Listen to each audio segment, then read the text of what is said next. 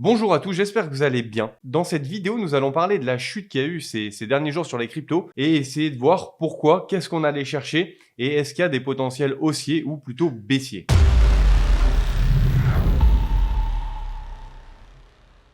Alors là, on voit sur BTC qu'on est venu rechercher une FVG daily qu'on avait laissée à ce niveau-là. Et on est venu récupérer au passage toutes les liquidités qu'on avait justement sous cette mèche-là. Du coup, on a une grosse prise de liquidité externe qui a été faite. On est revenu sur une FVG. Personnellement, j'ai déjà tenté un long en bas et je suis déjà ABE sur un long. Mais on garde en tête, surtout quand on regarde en weekly, qu'on peut toujours redescendre à ce niveau-là. Ici, on a une belle fair value gap. Donc pour moi, ce serait pas déconnant de retourner dans cette zone-là. Ça n'annoncerait pas justement un bear market, loin de là, mais qu'on remonte un peu pour potentiellement reprendre une FVG ici et venir retester la FVG weekly qu'on a ici avant de repartir haussier. Pour moi, là, on a de quoi repartir haussier, mais il faut faire attention quand même. On verra bien, mais pour moi, il y a quand même, on aurait un intérêt à revenir ici. ETH, qu'est-ce qu'il nous a fait? ETH, lui, il est venu justement liquider toutes les mèches qu'on avait. On a l'impression qu'il y a un equal, mais pour moi, la mèche a bien été prise, donc il y a un long qui a été tenté aussi. On peut toujours revenir à ce niveau-là,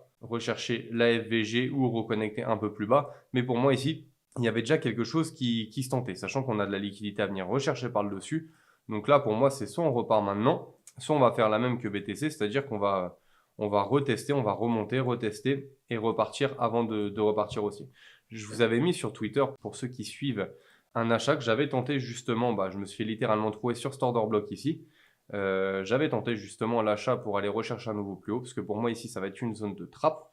Donc là, on est venu chercher d'autres liquidités, c'est pas grave, je me suis fait SL, je suis rentré un peu plus bas du coup. Et let's go chercher des nouveaux plus hauts, sachant que les ETF devraient être acceptés dans une semaine grand maximum de ce qui se dit un peu sur les réseaux. Donc ça peut être une belle fenêtre de tir pour piéger tout le monde, liquider tous les acheteurs sur le marché et repartir haussier par la suite. En plus, on va aller voir l'USDT dominance qui est en train d'arriver sur des zones qui sont vraiment intéressantes. On avait déjà analysé, bon ça, plus avec ma communauté, mais j'avais déjà analysé cette zone-là. Là. On avait une belle zone, c'était en weekly, il me semble. Vous voyez, on avait une belle FVG weekly avec un OTE. On est venu retester quasiment l'order block. On arrive sur des zones qui sont intéressantes. On a déjà une rejection de la zone. Vous voyez, ici, on a rejeté la zone. Donc là, potentiellement, on peut aller chercher un nouveau plus bas, ce qui pourrait ramener de la liquidité, soit sur les altcoins ou sur Bitcoin. Donc ça pourrait être extrêmement intéressant de voir l'USDT faiblir, rechercher une FVG, il me semble weekly, qui attendait juste plus bas. Et on a une petite FVG monthly qui attend ici, donc on peut très bien aller la rechercher, mais derrière nous, ça va nous donner de la force, parce qu'il y a énormément d'USDT qui va être reconverti sur des cryptos. Vous voyez, il reprend son order block, il respecte sa zone de FVG. S'il redescend en bas, c'est tout bénef pour les cryptos. Ça va être réinjecté sur nos altcoins et sur Bitcoin aussi potentiellement. Alors, on va aller regarder aussi la dominance de BTC justement pour voir où il arrive. Là, on voit que pour BTC, pour la partie BTC, il est en train de créer une grosse trend. Il a créé une grosse trend sur une semaine là, qui attend plus qu'à être cassée. On est en train d'accumuler. Pour moi, on est en train d'arriver vers des zones. Ça ne me choquerait pas qu'on vienne faire un léger pump histoire de liquider tout le monde avant de dump et de nous envoyer potentiellement une altcoin season pour revenir là-dedans. Soit on repart maintenant, j'y crois moyen, je vois bien un pump, mais voilà, il y a deux solutions. Soit on repart maintenant, on casse la traîne, on vient retester et on descend vers notre zone de l'OTE et on a une AL season. Soit on remonte encore un peu, on vient reliquider, on a une phase d'accumulation, on manipule vers le haut pour venir distribuer vers le bas, serait tout aussi intéressant. On voit que le TH aussi, le TH par rapport au BTC, il a des belles zones à aller rechercher. Là, justement, il vient de rentrer dans sa fair value gap monthly. Vous voyez, on va avoir une petite zone d'OTE. On a un setup de manipulation qui est en cours, plutôt intéressant, parce que si justement ETH reprend de la force, il va entraîner avec lui justement tous ces petits altcoins.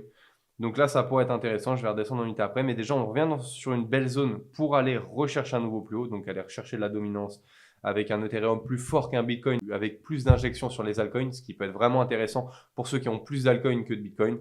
Donc là, on arrive sur une zone vraiment intéressante. Est-ce qu'on a eu des mouvements de reversal potentiels? Et là, on a un beau mouvement d'expansion en cours. On vient liquider le haut, le bas. C'est assez intéressant. On a une zone d'OTE qui correspond à un bel FVG. Vous voyez, ici, on a notre zone d'OTE. On a un bel FVG, donc ça ne me choquerait pas que le TH redescende un petit peu, en tout cas sur sa dominance avec le BTC. Vous voyez, reviennent ici avant de recréer des nouveaux plus hauts et qu'on puisse avoir un début d'alt season. Ça correspondrait peut-être aussi à une sortie d'ETF.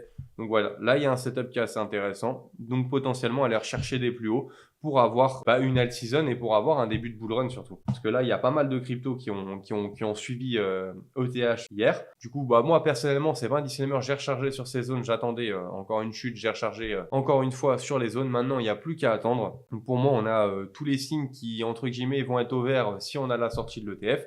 Si l'ETF est sorti, on va avoir une belle expansion haussière sur ETH qui va entraîner les altcoins avec lui, ça va être assez intéressant.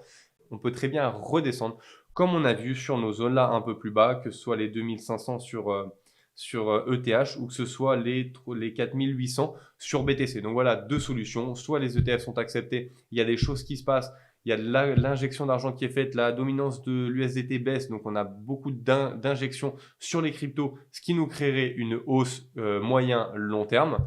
Soit on revient sur nos zones, on crée encore une dernière part sur le marché, sachant que là, ce qu'il faut prendre en compte aussi, c'est qu'on a liquidé plus qu'on a liquidé lors du bottom sur Bitcoin quand il y a eu FTX. On sait que quand tout le monde vend, c'est le moment où il faut acheter. Vous avez mon point de vue sur la crypto, j'aimerais bien avoir votre point de vue en commentaire, qu'est-ce que vous en pensez? Et si vous avez aimé cette vidéo, n'hésitez pas à liker et à vous abonner à la chaîne Bulls.